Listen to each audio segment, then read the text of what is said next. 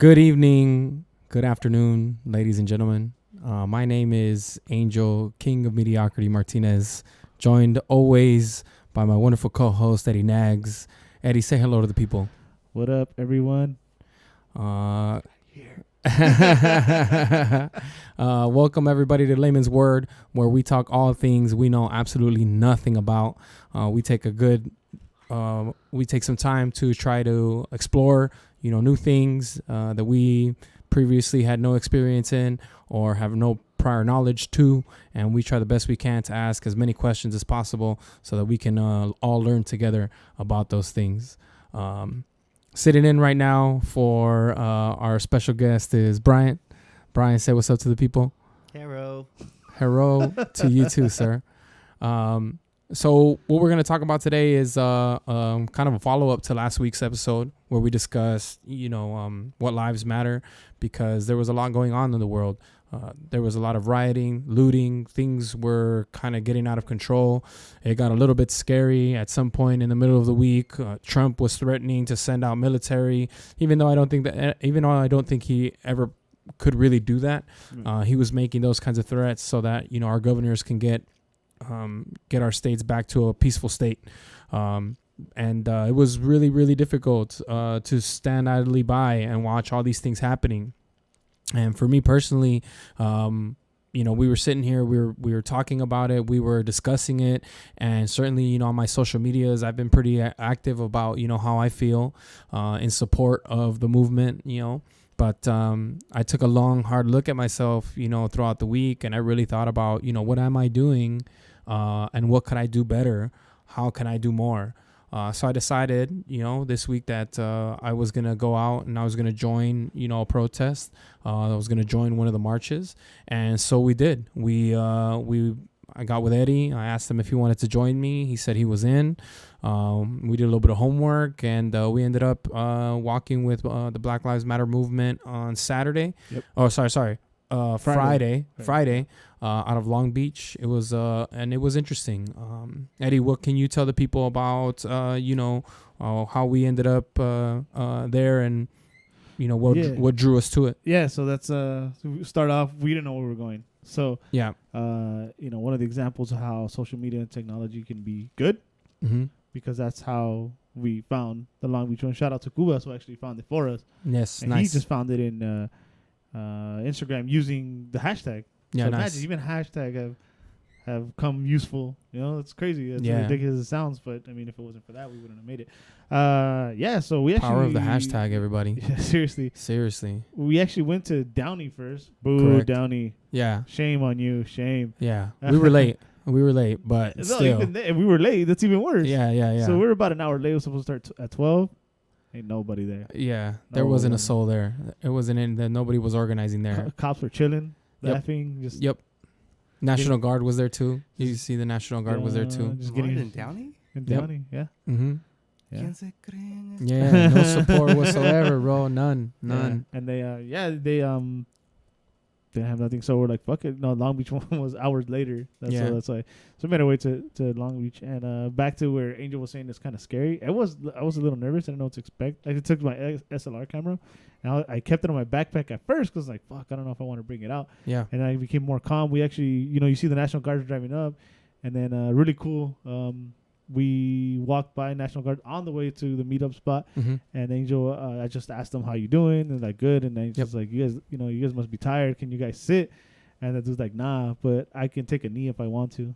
Nice. And that was pretty tight. That was pretty. That was pretty awesome of them. And it's one of those things where we talk about the human experience, and sometimes people see these guys dressed up, full uniform, flak jacket, holding an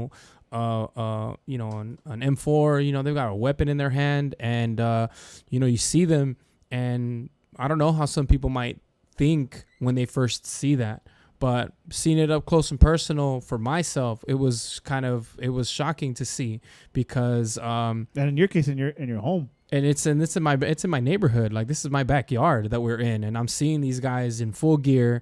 They've got their, not really tanks, but they're humongous Humvees, you know what I mean? Yeah. And they're posted up outside of a burnt building, something that was burnt down the night before. They were still doing the cleanup on it, so I'm like, man, this can get ugly fast. But glad to have these guys here to increase the peace. So, I mean, I went up to them and I just asked them, how they were. Like, man, are you guys even allowed? Just trying to humanize them a little bit, in hopes to just get, a smile out of them, something. But, the interaction that we had with those guys was good because, they showed that, they're just like you and I. They have a job to do and, they were dispatched there to do it. Hopefully they don't have to do their job too heavy. Hopefully it doesn't turn out that way for them, but it was nice to have them set up like that. Yeah, that was good. Another thing that kept me calm too, not kept me calm, that was calm, but gets relaxed me. This is the right thing. Whatever. Yeah. Cuba, shout out to him again. He served in the Navy, and he told me, the differences between the National Guards and everybody else. It's the National Guards go state by state, so you're hired by your state.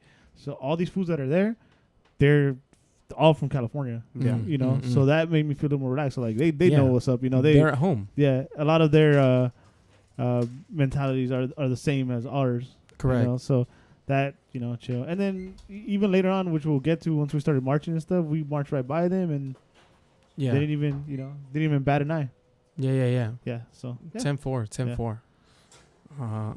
Yeah, it's crazy because I never really thought about them being, from our state, or being at home, so to speak, you know, and to be able to interact with them like that, it was great. It was wonderful to really have them, for us to feel comfortable around that, because it's very easy to feel like you said, you keep talking about how you were feeling calm, but from my personal perspective, like I had anxiety throughout the entire situation because you just never know. We were involved in a few different situations where it could have easily turned ugly, like very easily, because people were getting frustrated with each other, within one another, within the group, right? And it was very tough to kind of gauge what was happening, because I want to be supportive, right? You want to be able to go ahead and give all the support that we can, but we want to make sure that we're doing it the right way, and we have to think about that. So you can't just do everything that everyone else is doing just because they're doing it. Someone handed me a sign while I was out there, and I didn't necessarily agree with what it read, and I didn't feel comfortable holding it up. Also, the back of the sign had like an advertisement for a proposition that I wasn't familiar with, so I didn't feel comfortable holding that up. So I just eventually I folded it up and I stuck it behind my backpack because I just didn't feel comfortable holding something. I don't need a picture of me snapped holding a sign and then I'm not knowing anything about what it is. So we have to be careful when we're out there because everybody has an opportunity to use their voice. You just have to make sure that you're using it right and you're not using it blindly. And then 15 years from now they tell your kid, look, it's your dad. Oh man, you become page 121 in the history books, bro. That voice you're hearing, ladies and gentlemen, is that of Spenny, who has been kind enough to grace us with his presence. Apparently, we had some sort of scheduling conflict. There was an issue with that, which I don't care to throw anybody under the bus, but I will. It's Eddie's fault. Yeah, it's my fault, 100%. But I'm glad that you're able to join us. Thank you for being here. I understand that you also had your experiences this week with being out in certain protests. Is that right? Yeah, I actually. So I started watching a lot of videos of people kind of holding other people accountable. Yeah. So one of the reasons why I didn't want to go out earlier was because I didn't want to really deal or get caught up with the people that weren't there for any cause. Yeah. And the videos that I was seeing early on, because what I was doing, I was on Snapchat dropping into different cities. Sure. And one thing that was constantly happening was the people that were peacefully protesting were being corralled, arrested, and then all the looters were just let to be. Yeah. So that for me, it wasn't worth me going over there because I'm not the guy that's gonna be screaming, and I'm not the guy that's gonna be holding these signs or making these signs. Right. And it wasn't a situation for me. But as the week progressed, I saw a lot of videos of people holding other people accountable, of not destroying property, of really stopping fights, standing even up between for themselves, their community, stopping fights between cops and protesters. So I wanted to check it out for myself, just to see what the city I live in is doing, how they're interacting, and just overall the environment that people are taking their children into. And for me, it was a completely positive experience. Excellent. From the jump. Yeah. So we went to downtown, me and my girlfriend and I. And first there was the march. So we were trying to follow the march. We were trying to see kind of the people. We were going to kind of try to get in there. My girlfriend's still kind of worried about the whole coronavirus being too close to too many people. Yeah, sure. So I said, all right, let's skip the march. And I went straight to City Hall, where there's a massive crowd all day, every day before they march. And first, right off the bat, I parked in a red zone. The cops didn't care. Yeah. Nobody cared. You know, people were like directing us, like, just park here. Did that. As soon as I got off, there was a table set up with a bunch of just water, face masks, gloves. And without me even asking, I was walking by and the guy kind of just gestures us like, hey, wait, do you need anything? Water, gloves, we have burritos. Like, what? Yeah. I was like, nah, I'm good. I didn't plan on being there that long. Sure. I kept walking. As soon as you hit the grass, if you know the Grand Park, there was a guy right there with markers, cardboards, and a sign that said free signs. Nice. You didn't have to pick one up. You didn't have to make one if you didn't want to. But if it's there if you wanted to. Yeah, sure. It was there available for you. Yeah. As we got close to the crowd, there was just people, and just people of every origin, every race, every all these communities just sitting next to each other. There was a speaker unattended to with like a phone, just playing music. Nobody cared. Amazing. Nobody tried to take the phone. Nobody tried to take the speaker. There was just. We actually have a really interesting story about what we went through. Yeah. So we went to Long Beach and we were there, and there was people trying to organize. It was outside of a parking lot where we were, and that was the beginning of said march. So it was exactly Pine. No. Yeah, it was 3rd Street. Yeah, between Pine and I believe Locust were the streets that we were on, people were up there, people were chanting, doing their thing, trying to get everybody hyped up, and then this random group of kids, white kids, mind you, and they were, I gotta give it to them. They were definitely skaterish, like there was one kid with dreads, like they looked like they were about it. They really did. But they came on and they started playing their music, and it was like heavy like rock music, like live instruments, live instruments, and they're drowning out everybody that's chanting and protesting, and it was just like they cut them off so fast. They're like, not today, little homie. They like unplugged their stuff. They're like, no, like you guys are distracting from what we're doing, like completely. Like you're taking over and you're doing it, because we were asking each other like while we were there, because we saw them set up, and you're like, oh, is that like a class? What was the question you asked? Is this in bad taste? Is this in bad taste? And I was like, it depends. It depends on the style of music that they bring up. It depends on if they address anybody when they get up there, or what they say before they start. It really does depend. And are they here with the organizers or not? If they're here to take over the movement or take over the moment, then it's not going to work out. And that's exactly what happened. They tried to take over the moment. They were taking advantage of that. And they're like, not today. And they shut them down. Even the music was bad. And it was pretty terrible. I don't know if it was bad, but it was pretty terrible. It was the wrong setting. It's peaceful, right? Yes, correct. And then correct. I look over, and they're like moshing on stage. I'm like, correct. It's not the move. That ain't it, Chief. It was not the move. It was not the move. And then in the midst of that, there was a very passionate woman, which was coincidentally, this woman works at my daughter's elementary school at Roosevelt, Miss Joy, and she had a megaphone and was running up and down, getting everybody chanting. Now she was just doing laps, dude, going up through the crowd in the middle of the street, getting everybody going.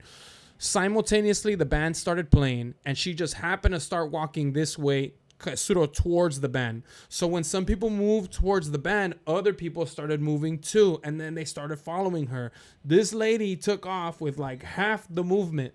Half the group followed her all the way down the street, past a main street. Like they went, bro, And I was one of them. I was like, all right, fuck these guys playing instruments because that's not the move. I know they're not doing it right. I went with a group that started marching, and immediately the organizers got on top of it big time. They stopped the music. That was step one. These guys are not with us. They don't represent us. And they stopped that right away. Then they all got on every single megaphone. They're like, come back. We are assembling first. We are not walking yet. Come back. So a whole group of people that had already started and had gotten a good lead. I would say probably like a half a block down. Yeah. They're like, oh, come back? All right. And so here they all come back, including myself. Imagine being in that car waiting at that red light. Oh, all right, they're almost done. And then they just start coming back. Oh, fuck. Man, we had a completely different experience. I actually I can say that where I loved the experience that I had because there was none of that. Like there was no negative, no sense of no sense of selfishness at all. Okay. At all. The biggest takeaway that has nothing to do with the feeling was how clean everything was. That's awesome. You know, you have people really awesome. Giving out free food, like free meals, free snacks, little things that just create trash that you just throw on the floor. It was clean. Yeah. The street, that's good. The grass, all the sidewalks, they were clean. And I'm talking about like you couldn't walk more than 15 feet without making something available to yourself. Nice. Whether it was water, snacks, food, you know, anything. I think it just showed, I don't know, I for lack of words, it's just, I don't know how to express it, but it was just some sort of harmony in the environment that I was in. And even when they were splitting up into crowds, you know, if you've been to City Hall in downtown LA, it's like dead in the middle of a block, kind of pretty much a one-way street.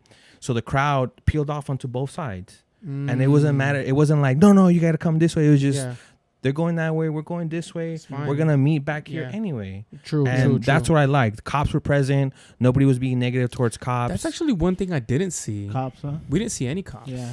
There were no cops at ours. The main reason I wanted to go to downtown for any kind of protest was because I wanted to see the military occupying downtown LA. Because never in my lifetime have I seen the military have to occupy downtown LA. And was it military or like what? Or it was full on military. They had full on those Hummer trucks with the gun up top and everything. Right there on Pershing Square, there was maybe 25 just in that corner of Pershing Square. Plus, they were spread out all through Broadway. Yikes. And I wanted to see how the city looked all boarded up, too. Because I love downtown LA. If you and I have ever hung out, I suggested 9 out of 10 times for us to go to downtown LA. You know, because there's something always to do. And to see just Broadway alone that lights up so good be all boarded up with military was like, damn. You know, I was feeling some type of way going to the protest, but once I got to the protest, I have nothing negative to say about it at all. Yeah. I mean, use the word negative. I want to say negative. It was just a little hiccup, I would say, in our end. Because ours was, apparently it was like one of the official, like BLM LA, like it was like organized by them. So when they called us back, it's because people were going to speak. Before we took off. Yeah, they wanted to make sure that they spoke. They had public people who were there from Long Beach that had experienced some injustices personally and lost family members, and they wanted to make sure that they were heard. Unfortunately for them, though, I would definitely say that BLM movement, that organizer, whoever put it together in Long Beach, needed to invest into a PA because that was probably the hardest part of being at that experience. And we were close. We were close. We were pretty close to the front while they were speaking, so it was easy for us. But in a crowd of like, what would you put it at 600 700 people, something like that, in a crowd like that, you know, you need to be able to be heard from the back, like from every which point. And you had people yelling like, oh, we can't hear you, making it even more inaudible, not helping in any way, shape, or form. So it was tough for in that aspect. So I mean, I wouldn't say that there was anything negative about our experience. Just simply there was, like he said, there were some, a few bumps along the way. But I was impressed. I was still impressed because I've never been to anything like that. I've never been compelled enough to assemble for any reason. Right. And I felt cheap. I felt cheap because there have been plenty of reasons in my lifetime, plenty of reasons for me to stand up for something, plenty, and I haven't taken the opportunity to do any. So standing up and being able to go out there and just be able to walk with people and show, support through solidarity, that's the beginning for me. But I think I'm definitely going to get myself more active in more things and, really not just pay attention and not just be a keyboard warrior, but really be about, what is going on in our world and do the best I can to support in that way. It's tough though, man. It's tough. Yeah, and it is. To me, it hit me today because I was just looking, like I've been doing, just kind of online, looking for local stories of what's going on in my city. Yep. And one thing I caught today through the LA Times that I felt disappointed in myself was that this young lady named Diamond Jones actually went out and set out to do a different type of protest. And her protest was to clean up her community. So what she organized was a cleanup of Western from Florence to Manchester on both sides. And her goal was just to get, maybe 20, 25 people, clean the street, and that's it. And it turned out that hundreds of people showed up. Oh, shit. And she got thousands of donations that she was able to not only put towards cleaning the street, but was able to call upon Black-owned food trucks and, other organizations to come out and just be supported through the people that were already there. She ended up feeding all the people that volunteered through these, Black-owned community restaurants and food trucks. That's awesome. So not only did she clean up her own street, a street that I felt disappointed at because it's the exact same street that I used to walk home to and from school.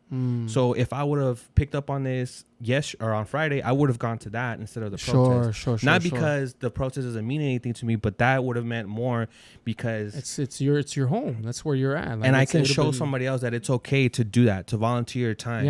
Absolutely. And you don't know who's watching. And the thing I like too is that there was kids out there. Parents took out the kids for something that at least I would have thought as a parent was not going to endanger my child and actually reinforce a sense of community. That's why I felt like I was honestly disappointed in myself that I didn't hear about that. And I'm really trying to just see anything that's local that I can participate on, because like I said before, I don't think I'm the type of person to participate at a protest that's going to make a difference for everybody that follows me online. I'll feed you guys information, but I'll always put it with the disclaimer, this is what I found. I found it interesting. Make your own opinion about it. Sure. I never try to sell anybody on like, this is what I saw and this is the truth. Right. Yeah. This is what I saw. It's my truth. This is what I saw. This is what I took from it. Yeah. Make your own assumptions. Yeah. If you want to send me something, send me something. Yeah. See, and I'm constantly looking at things, and never really knowing, what to believe anymore. There's so many things out there, and you can make an opinion of anything the second that you see it. But as more information comes out and as things develop, your opinion changes. So it's really hard. I don't think that I've ever tried really to convince other people of my viewpoints, at least not lately. I used to do it a lot when I was younger, very much so. And I wasn't apathetic in any way, shape, or form, or empathetic, I should say. And now things are much different. People are experiencing things that I would never know anything about. I have family members that have gone through things that I personally have never been put through. We grew up in the same neighborhood, encountered the same cops, and for the same reasons, and had different results.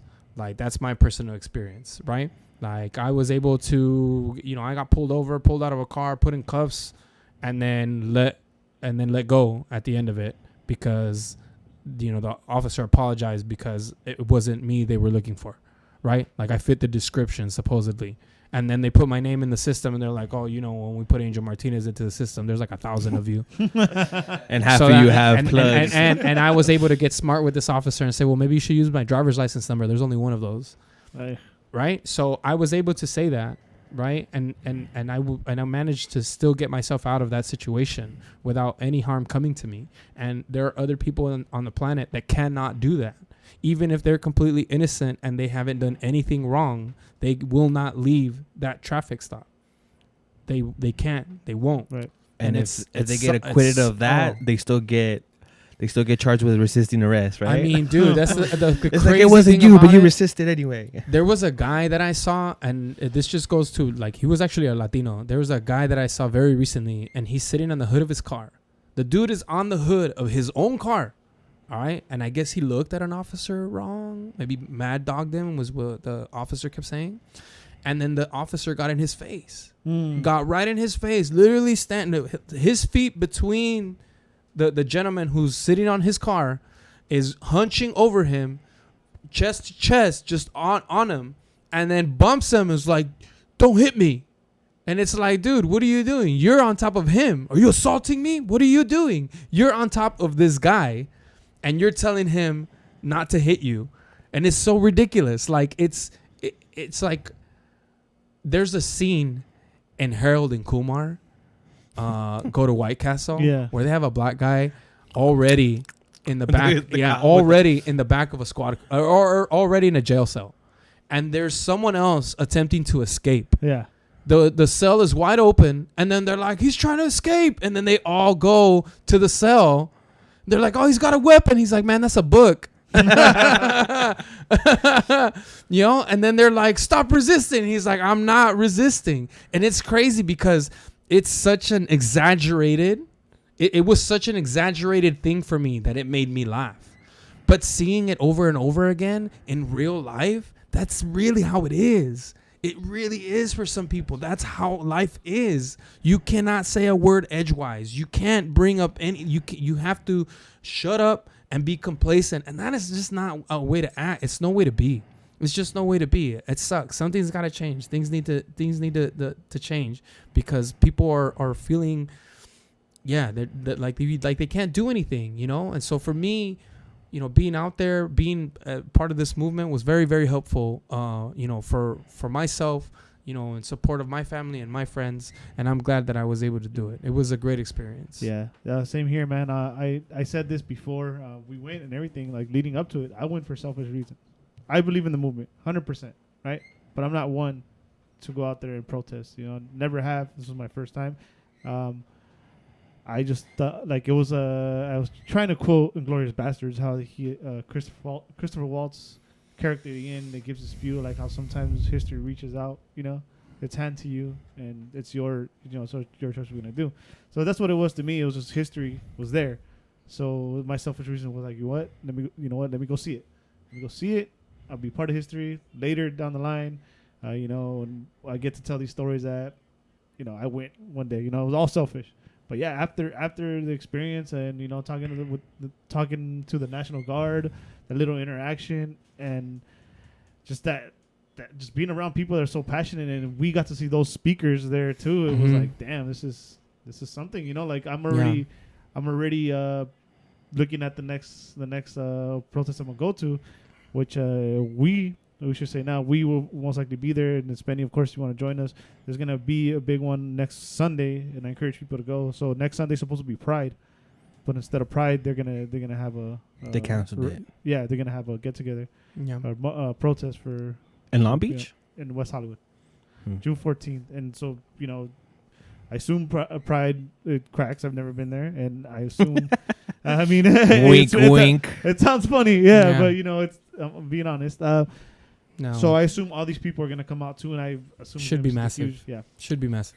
I left happy when I left the protest I was at. Same. Not to compare it, not to say that it's anything like it, but it gave me that sense of my best experiences at a festival where there was where it was effortless. Everything about my movement and everything about everybody else's movement was just effortless. There was no friction. There was no I don't know. I'm at a lack for words, man. There was nothing that made you take a step back or made you question what was going on. Yeah. You know, the biggest thing too was spacing. The first day I was just trying to kind of really see what was going on, what it was about. I couldn't be away from my mom too long because she's injured, so I'm helping taking care of her. So me and my girlfriend went back again yesterday for the second day in a row. And I went out setting to see how far I can get into the crowd or how close I can get to the mic. Not to come out on pictures, not to take my picture or anything, but just to see the kind of friction or the kind of passion that the people have to hold their own ground. And it wasn't even about that. Like I was completely wrong about that too. Yeah. It didn't take me more than 4 or 5 excuse me's for me to get all the way to the mic and to be able to not just hear the words through the PA system, but to see the person in all their emotions actually express themselves. Yep. And it was a beautiful thing. I actually caught a guy who it was a biracial family, and he proudly, of course, displayed his family with his little white girl, pale skin but with curly hair. She was a beautiful little girl, and he was there with his family, and I think that gave a message in itself too. I saw South Korean flags. Nice. I saw Salvadorian flags, Mexican flags, other flags I really didn't even recognize, but they were, of Pacific Islanders. Everything was there. Yeah. That's the one thing I like so much about what I saw. Besides the message that's being given out, you saw what the community can be like, yes. And it's something that I felt was important for me to see because we have a very bad connotation of who we are in Los Angeles. People judge us based on people in Hollywood, right, and there's so much more to us, so much more diversity than you can see when you see these travel blogs come over here and they only go to the Chinese theater, they only go to Santa Monica, right? Our community is much bigger than that. Those are some of the least places in my life that I visited. There's places in other countries that I visited more than the Chinese theater. There's beaches on other countries that I visited more than the Santa Monica Pier. Literally, I can count on one hand the many times that I've been on Santa Monica Pier. It's been about 4 or 5 times. Chinese. I've been there probably twice in my life. Yep. And that doesn't really represent who we are. And for me, it was important for me to see that in my community because I really wanted to see what the consensus was. Sure. For the people that aren't being heard, because that's part of the problem. A lot of us aren't being heard. Correct. That's what I took from it. I loved it. Yeah. I wanted to go 2 in a day because I wanted to see. In my mind, I figured there'd be older people going in the day compared to at night, and that's what I wanted to see, how not only different races and different cultures, but different age groups can coexist. Yep. Because at the end of the day, they grew up in a completely different time. And it's funny because, you talk about them growing up in a different time, but, those people probably have been in the situation like this before where they have marched and they have done it, in a different setting years ago. And it's basically the same thing that they're fighting for. So here they are again, years later. Things have not changed, enough for them to, stand idly by and trust the system that it will change. And they're out there again. Helping their young brothers and sisters show them how to do it and how to do it right, because it's the older folk that are keeping calm out there and keeping everybody's temper cool. It's the young people, and we experienced a couple young people who are there in support of the movement and who rightfully should be upset and pissed off. They should be, but they were projecting it in the wrong way. Yeah, they were projecting it in the incorrect way and causing more. They were causing more issues than they were helping, and they were criticizing instead of trying to help. And it's just something that you have to be mindful of when you're there. I sat there and I was listening to the chants and I was listening to everything that they were saying, and I definitely participated in a lot of things that were being done, but I had never. It was like being at a sporting event. And hearing the chants go on, right? Like you hear those things and you have a certain amount of you're uncomfortable at first because you don't know what's being said. You're just trying to listen. And so for a long time, I was just listening. But after a while, you hear it, you hear the support, and at least me, I was compelled to be heard, to amplify, to help amplify that message and get it out there. But what I tried really hard not to do was get too involved with too many people and try to individually help them, because there was people who were kind of not really doing good things or saying good things. Yep. And I had to make sure, although I know they were wrong, I had to try really hard not to engage them in that way, because it's not my place. It's not my place. Yep. To tell them how to grieve and how to feel. It's not my place, right? So it was really, really difficult to, kind of sort of go through that with some of the younger folk. But I'm very, very glad that the older people were there to keep everybody calm, cool, and collected, because it was past that discomfort with, younger folks. Once we actually got on the move, it was beautiful. It's beautiful. You talk about flags, right? Like all the flags that you saw. I saw a dope, American, Mexican, like a meshed mesh flag was super cool.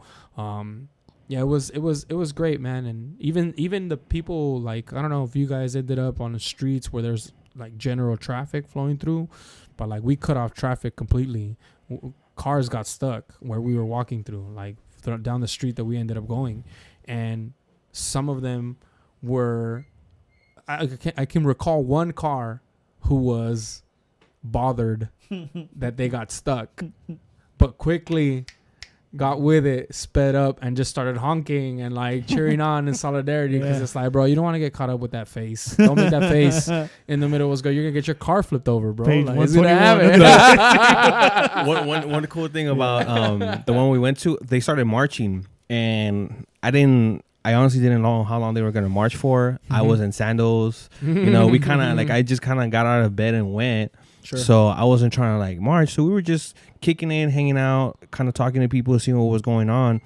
And then one of the two crowds, because they had separated, was coming back, and they caught a bunch of cars in traffic.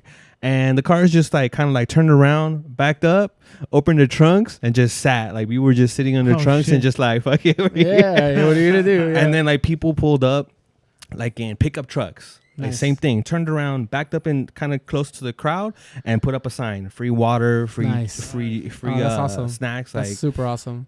For me, it was completely positive experience. Even parking.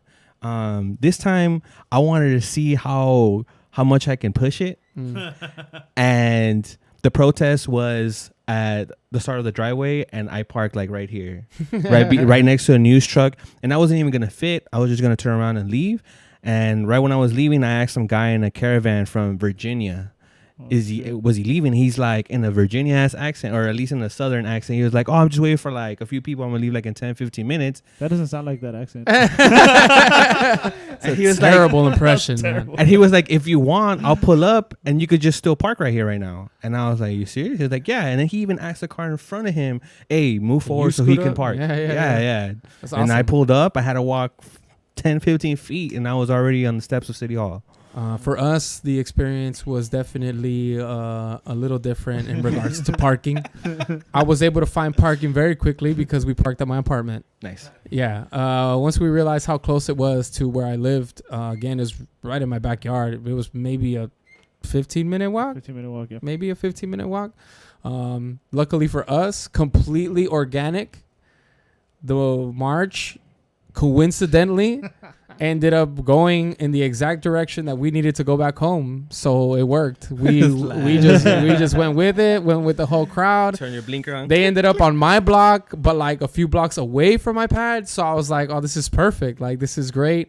We ended up assembling in front of I believe it was the mayor of Long Beach, in front of their home. So that was, they got pretty loud. It got pretty loud in that area. Echoes from the buildings, like it was loud. And there was a lot of concern. People from the neighborhood, where there's a lot of concerned residents kind of poking their heads out, not knowing what to expect. They just see a mob of people and they don't really know what's going on. They hear a lot of screaming, so they're all kind of like worried or scared, and you could see it in their eyes. Yeah. But nobody really moved, too quickly. Nobody was running. It was all very, very smooth. Mm-hmm. Once we really started walking at the time that we were supposed to go. Yeah, that story's not that important, but we'll tell you about all that we went through. What was your biggest takeaway? Mine? I know Angel has to go soon, so I'll actually... No, go ahead. Thoughts. Go ahead. My biggest takeaway is there's passionate people about the cause, right? Mm-hmm. But one of the most important things they say is people have to be educated. Yep. Educate. But it goes both ways. And then I'm pretty sure you know where I'm going to get to. Mm-hmm. There was a young black lady next to us, and she was passionate, of course, right? She was shushing other people that kept complaining about the noise. But then this I want to say like... Commissioner. No, she worked for the complaints department, I believe. A commissioner for that committee. Okay. Correct. So she was the commissioner of the committee, the complaints department. Yep. She was a white lady, right? Yep. Maybe in her 40s, maybe something like that. She came in to speak, but she was going to start speaking about like the problems with that particular committee. With that committee, how they don't get evidence brought to them, and they could only make suggestions. You know, they're basically powerless, right? But she's trying to tell the people, like, you know, this is what's wrong with it. This has to change. Right. But this young black lady that was passionate, you know, it's like a bull that's all red. Yes. As soon as she started speaking, she was just making remarks and like you know, like just kept interrupting. Yeah, kept interrupting, like you know, complaints that she could do more and stuff. But you know, she wasn't there to fucking say cops are good or anything like that. She was just trying to say, you know, this is what's wrong and this is what we need to fucking fight for as well. Yeah. But that's what I'm saying. Like, education, it has to be both ways too. You know, you can't just be like, hey, you know, it's probably gonna sound rude, but and Black Lives Matter, I'm black, and you know, it's only us. You know. Yeah. You know. And that's just it's so difficult. Like I said, right.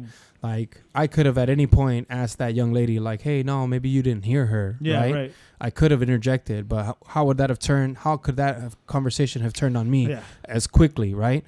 Because it's like you said, it was a bull who saw red, and then she just went for the jugular. She was just screaming all kinds of things, interrupting the lady while she's talking. And because she's doing that, she wasn't really grasping what was being told to her. Which was important. My super important. This lady, basically, the committee was designed to take your complaints, you know, about the police force, and this lady who is a commissioner on that committee was pretty much whistleblowing the committee and saying, "Hey, this committee is trash." In full layman terms, this is trash. We don't do anything. We gather information and do nothing with it. Sounds like the board of I've been doing this for 12 months, and I've been taking notes, and there's no action whatsoever. Your words are falling on deaf ears. She could have easily just said that and been done with it. But because she decided to go read off of a piece of paper and was getting into a lot of legal jargon, she lost a lot of the crowd. And people missed the message. Including the young black woman that was right next to us, who was furious that they were allowing someone who, in her eyes, didn't do enough in prevention of other people getting killed, which is totally not the case. She did do what any responsible person would do in a moment like that. She gathered information. She's probably not working on that committee anymore, right? And she pretty much said that this committee is trash. So it's a fine balance. But I would answer your question now, though, about what we take away from it the most, because I kind of let off on his. The most that I took from it, from the entire experience, is the power that we have. I think everyone takes for granted. I don't think that I've ever been part of something so powerful. I don't think that I've ever felt as energized as I did with what was going on around me. I got emotional at one point while we were walking, seeing all the beautiful people doing what they're doing. I didn't get tears in my eyes, but it got close. That's how full of emotion I was, because I was thinking about all my family members. I was thinking about all my friends, past friends, future, you know, like everyone that I've met thus far, my coworkers that I have, you know, I was thinking about every single one of them that could possibly be affected by everything that's going on. And that moved me. It moved me enough to care. For everyone out there that says that, you know, that contradicts Black Lives Matter with All Lives Matter, that's an obvious statement. Of course, all lives matter, of course, but it's the black lives that are in trouble right now, and there is a good percentage of people out there who don't see it that way, and Black Lives Matter is to help those people see what they haven't seen before, is that they shouldn't be treated that way.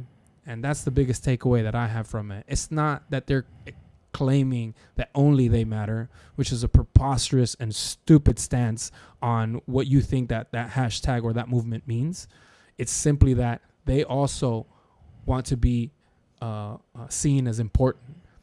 And a friend of mine, I mentioned it last week, is trying to get a hashtag off the ground that instead of it being Black Lives Matter and Black Lives Matter 2 would definitely help dissolve some of the arguments that some people have when they decide to bring up all lives matter. And I think that that's the right move, because all you're asking for is inclusivity. You want to be part of something that already exists for plenty of other people. Not that you are any more important than anyone else, not that you're trying to take over the world and dominate, but simply that you just want to be held to the same caliber of treatment that everyone else is in the world. So that was my biggest takeaway from it, is the power of assembly and the power of people.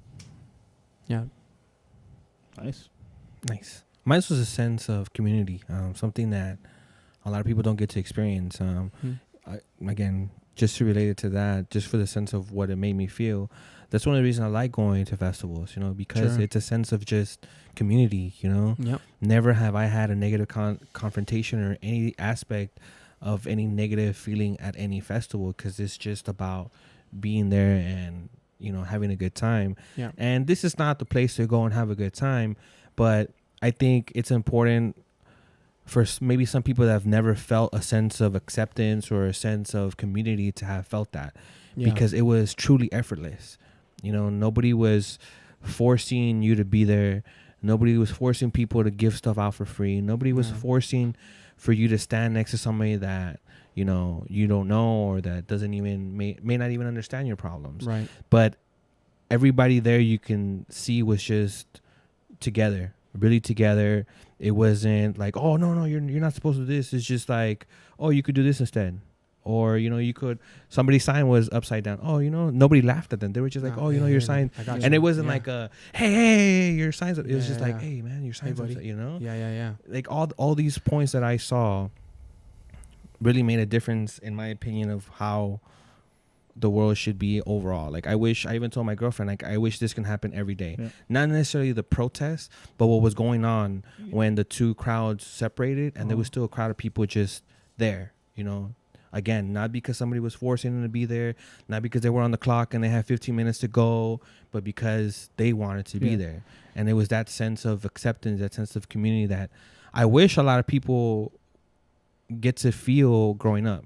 Because I think that's one sense that we as Latinos also missed out on, because we like to stay very much within not only our own race, but our own family, our own household. Maybe you have 2 or 3 cousins that you see, 10 out of 10 times on holidays. Or weekly every Sunday. Yeah. There you go. And that sometimes kind of narrows our way of thinking of how to approach people that we may not know. Or some people, like Eddie, it took him a long time to really get into festivals, for other aspects of his life. But maybe if he had more of a sense, not necessarily you, but other people had a more sense of a community, they put themselves out there more and learn more. Of course. Not just that, the sense of community, but little faith in humanity. I have a friend that's sitting in this room right now that was very angry, and then like kind of, I guess, felt like he didn't know what to do. And I told him, dude, that, there's only so much we can do. So be honest, you just have to have some faith in humanity. And then seeing something like that, which it's important, I think, for people to experience things like that, to be like, damn, there is faith. Yeah. there's so many people here. Again, you don't have to do this, you don't have to bring that, but the experience talks for itself. Talking about the same friend that we have. Yeah. I know that he kind of wanted to go after he saw us go. Yeah. And I told him, let's go before we do the show.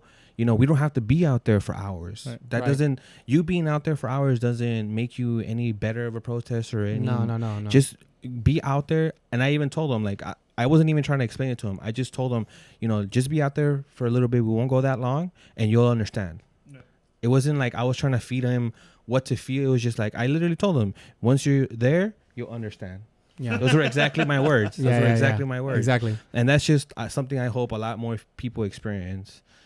Because no matter how much we talk about this, how many experiences from these different protests we express on here, the people listening aren't going to really understand unless they experience it. And I would encourage everybody that has ever said anything about, this entire movement or, anything that's been going on, get out there, get out in the streets and show some support. There are plenty of peaceful organizations that are doing it right. And, I have my own opinion on how, a lot of these riots were started and a lot of the looting was started. Like, I have my own really biased opinion on all that stuff. And I think that has zero to do with any of the organizers and people that are assembling, because there were many, many instances where, we were even in the group that we were in, someone randomly called from the end of the group at the very tail end and tried to call everybody to start marching. And that was not the case. The organizers held it down, told everybody to slow down, and brought everybody's attention back to focus on what they were there for. So it can easily be chaos. It can be very easily be chaos. But to those that are, kind of criticizing, what's going on out in the streets and things like that, get out there for yourself and see it. I would definitely suggest that for everybody, to get out there on the streets and see it for yourself. I got one point to make too. There was a lot of construction going on in downtown LA in that area, and not one mountain of bricks was available. Super, that's good. For people that haven't gotten out there, I would strongly recommend you go to the City Hall one first. One reason that I wanted to go to that one in particular was because it wasn't in a community setting. And I'm not saying they're bad, but just how you were saying, there's people peeking out, not feeling safe. I personally didn't want to be in that environment where you still had to be a little bit on your toes. Yeah. Because I wasn't there for that. And if you're going to take your child, some people I understand can't go because they are taking care of children. I would recommend the City Hall one because it's an open space. It's a park at the end of the day. And if you don't want to be in the middle of it, you can still be a part of it. Listen and see with your child from afar, and both be completely safe, Yeah. And it can really give you an experience so you can understand what we've experienced, what we saw, without having that sense of, I'm in somebody's lawn, or because you don't know. You don't know who's going to come out and start making trouble. And it takes that one little spark to set off a group. It really does, especially if you're in a crowd with younger people that don't know how to express themselves, that don't know how to check themselves. So even if you have kids, that's something that I had harped on earlier, like, why are people taking their kids to these, confrontations with cops? But at City Hall, there was no confrontation with cops. Cops were actually helping people get to the protest, opening up lanes, stopping traffic, directing the marches so they would, go the right way to come back, blocking off streets before the protest got there so they would have a clear path. So whatever is going on in other cities, I won't speak on that. But from what I saw, I would recommend you just to go. Yeah. And you don't have to go for 2 or 3 hours. The first time we went, me and my girlfriend were there for maybe an hour and a half. Just to kind of see the sense of what was going on. And at first, we watched it from afar. The second time I went with train of thought of, I want to be in there to see what the feeling is among those people that are really passionate about it. And I still have nothing negative to say about it at all whatsoever. Yeah. So if you're not sure how to look any of those things up, you can always go on blmla.org. To go ahead and find your local organization points and find out when and where you can help out, or how. They've got demands, they've got campaigns, so many things on there that are helpful for you. So please look them up online if you want to be more active about your support. I personally will be there next week. We'll be doing the West Hollywood June 14th. Actually should have had some more info ready, but we will post that. I don't mind posting it. I guess we can post it. Yeah, absolutely. Yeah, we'll do a live while we're out there from Layman's Words. So we might not have an episode for you guys next week, but you will see us out there on the streets doing our thing. We hope that this all changes for the better. We hope that there's some serious change in the world ahead. And hopefully, this won't continue being the topic of our podcast. But for now, because it's so important, I have zero qualms and zero issues with rehashing the matter until something significant has been done. Yeah. So thank you very much, guys. Thank you, Kid, for joining us today. Thank you, Eddie, for always encouraging us to keep this party rolling. Yes, thank you, Choi, super producer Choi, for putting this all together and making us all sound delicious. Thank you very much, sir. From everyone here at Layman's, my name is Angel. Thank you for joining us, and we'll see you next time. See ya. June 14th, West Hollywood.